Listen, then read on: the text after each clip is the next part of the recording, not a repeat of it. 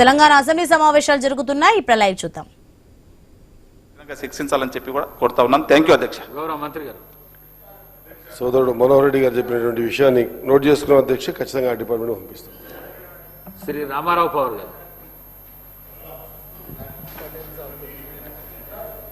ధన్యవాదాలు అధ్యక్ష.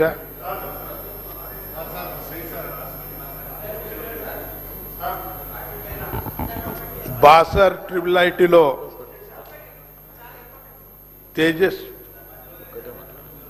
తేజస్వి అనే PUC 2లో విద్యార్థిని గత 16వ తారీఖులో చనిపోయడం జరిగింది. ఆమె 15 డేస్ కన్నా ముందు అస్వస్థతకు గురి అయి హాస్పిటల్లో జాయిన్ అయిన తర్వాత అక్కడ సరిగా వైద్యులు లేకుండా డాక్టర్స్ లేక ఆమెను గాంధీ హాస్పిటల్లో ట్రాన్స్ఫర్ చేసి ఆమె చనిపోయడం జరిగింది. ట్రిపుల్ ఐటీ అనేది గ్రామీణ విద్యార్థులకు అవకాశం ఇవ్వాలని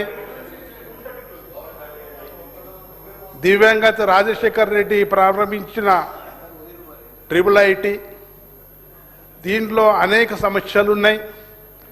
గత 6 సంవత్సరాల నుంచి కంప్యూటర్స్ ప్రభుత్వం సప్లై చేయటం లేదు. 6 సంవత్సరాల కింద ఐటీ మినిస్టర్ కేటీఆర్ గారు ఉందా, ఆ రోజే ఒక 1000 కంప్యూటర్స్ ఇవ్వడం జరిగింది. అప్పటి నుంచి ఈ రోజు వరకు కంప్యూటర్స్ ఇవ్వడం లేదు.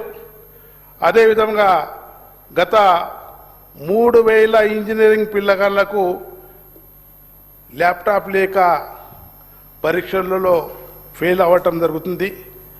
PUC first year second year 3300 students ఉన్నారు.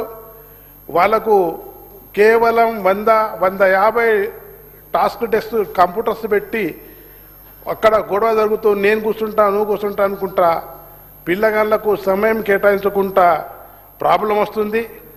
ప్రాక్టికల్లో చేయలేక పరీక్షల్లో గ్రామీణ ఉన్న విద్యార్థులు ఫెయిల్ అవడం జరుగుతుంది. అదేవిధంగా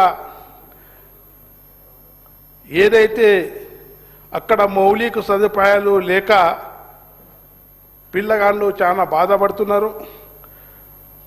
అదేవిధంగా గత 20 ఇయర్స్ నుంచి మెస్ కాంట్రాక్టర్లు వాళ్ళు పేరు మార్చుకుంటా వాళ్ళే కాంట్రాక్ట్ చేస్తున్నారు.